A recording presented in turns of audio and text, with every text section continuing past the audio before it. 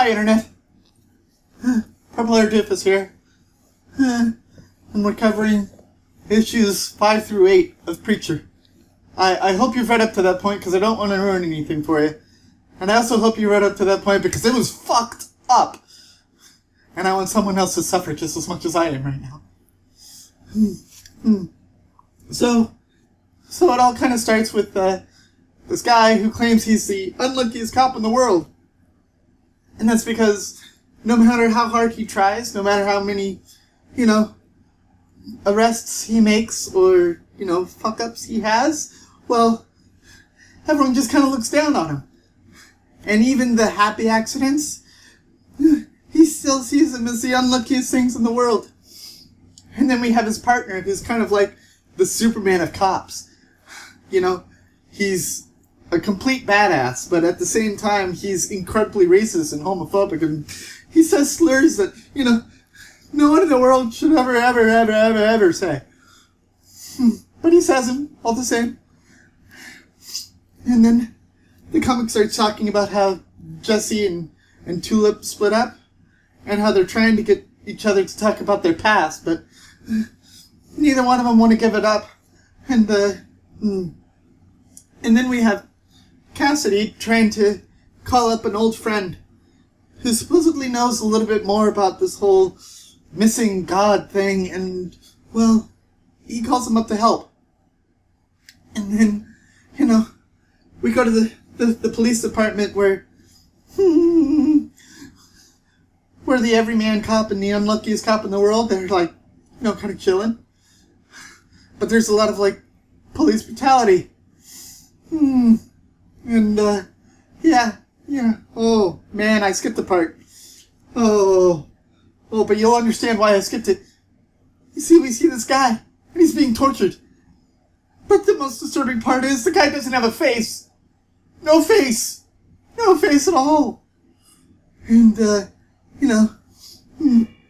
then we get to, the Empire State Building. Cass and Jess are just kind of shooting the shit on top of it, and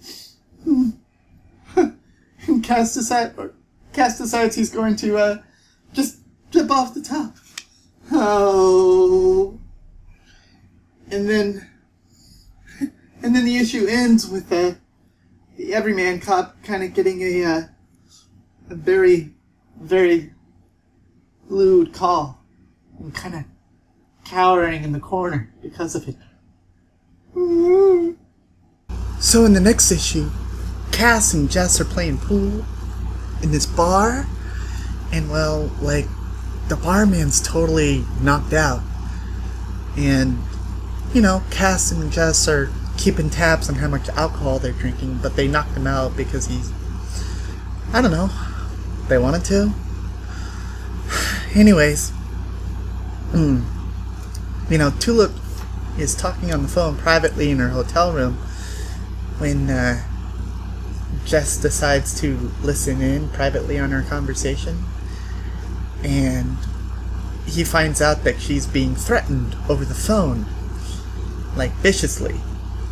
And he breaks in, and Jess and Tulip fight over that, and then we see the cops getting a call from the actual killer, the guy that ripped the other guy's face off and tortured him. Yeah, he actually calls the cops, but he calls the unluckiest cop in the world, and no one believes him, so no one tracks a call or anything. And then Jess and Tulip meet with Cass and his friend at his friend's apartment, and they're talking about this whole seeing God thing, and Cass actually says that he had to fess up to the whole thing. He had to tell, his friend C that, they were looking for Jesse, but he didn't say why they were looking for it. And,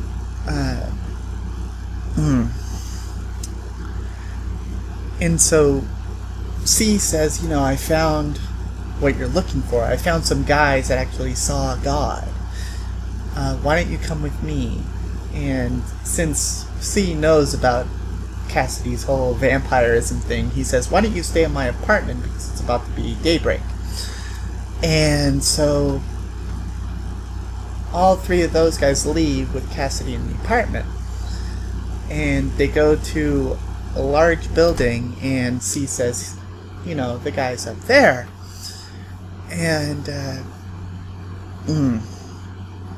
Cass is going around the apartment while Jesse is going up into the building, and C and Tulip are sitting in the car.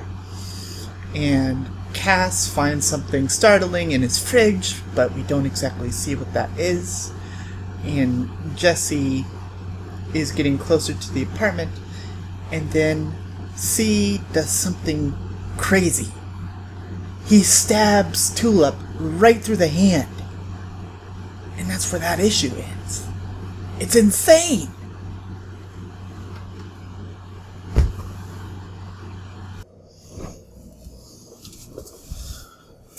So, Cass looks into C's fridge, and he sees body parts. He sees a head, hands, arms. It's gross. But then, as he's looking into the fridge, he sees that the cops are outside. Because what C did was he actually called into the cops and gave them his location, which was actually Cassidy's location. And Cassidy vows that if he ever sees C again, he's going to kick his bollocks to the moon. And it's brilliant. At the time that this is happening, Jesse decides to go up into the building where the man who heard about God is supposed to be. And he walks into a room where the everyman cop is having gay BDSM sex with a dom. It's hilarious, but vulgar and gross at the same time. And then, if this weren't enough, C is coming up fast behind him to kill everyone in the room. And he comes in, he tries to pull out his gun, and at the same time, Tulip actually releases herself from the knife through the hand, and she goes into the building. And then the unluckiest cop in the world shows up at the building. It's like everyone shows up at that building. And the unluckiest cop in the world actually catches his partner having gay sex. It's awesome! And while all of this is happening, Cassidy is getting hunted by the SWAT team. And he finds the faceless victim, cuddled away into a cubbyhole. And in order to hide from the cops, he decides to take a knife and shove it through his neck and pretend to be a victim and dead. And wow, I mean, this issue is just amazing. And then Tulip is up where everything is happening, where everyone's pointing guns at everyone else. C is pointing guns at the gay cop. The gay cop is about ready to beat the shit out of Jesse. The unluckiest cop in the world is showing up and pointing his gun wherever it will point. And Tulip shows up and C almost kills her. And Jesse uses the word of God to just say, "Fucking die already." And C drops dead. And the two cops are standing there like, what the hell just happened? And Jesse takes the unluckiest cop's gun, shoots C in the head, hands the gun back and says, "There, now you've killed a mass murderer. Now you're no longer the unluckiest cop in the world." It's kind of amazing. And then Cass actually just gets up while he's in the morgue and walks out with the morgue attendant just kind of standing there white-faced. And he starts talking with the unluckiest cop in the world, and the unluckiest cop in the world says, "You know, we heard from your grandma. She's looking for you." And Cass looks scared as shit. And that's pretty much where that issue ends. Kind of tying up how the everyman cop is now used to his gay lifestyle and BDSM lifestyle, and how Cassidy is just a, bastard. And Tulip and Jesse are going across on a cross-country trip. And then the shit really hits the fan in the next episode.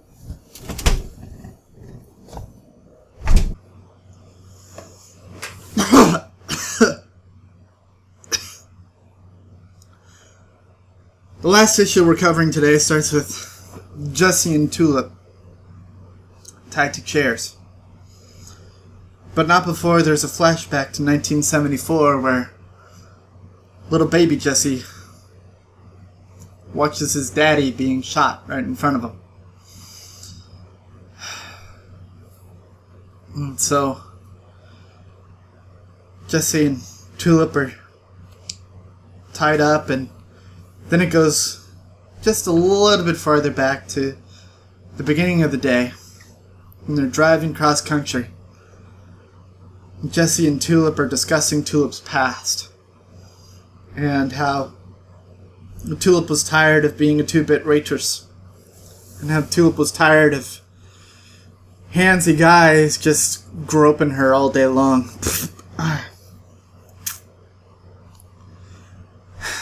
And so she decides that she can shoot a gun, so she might as well become a hit woman, or a hit person, or whatever you want to call it. And, well, that's where she got into that situation at the beginning, in the first issue, where she botched the assassination. And that's why she got the threatening phone call, because she botched it. And so Jesse and Tulip decide that they are going to confront her former employer. And while they're there, confronting the employer and pretty much holding him up for all the money that he's got, this guy comes in and kills everyone except for Jesse and Tulip. And it turns out that this guy is actually a relative of Jesse. And he's kidnapped and taken to an estate where Jesse meets his grandmother. This incredibly old woman. I'm talking like too old to survive old woman. And they get tortured a bit, tied to chairs, much like this one. And at the end of the comic, at the end of the issue, Jesse says, "I'm so sorry that I dragged you into this." And Tulip asks about Jesse's past and where he's been. And that's been like this kind of tete-a-tete with those two. Neither one of them wants to give up the information. But now they feel they must.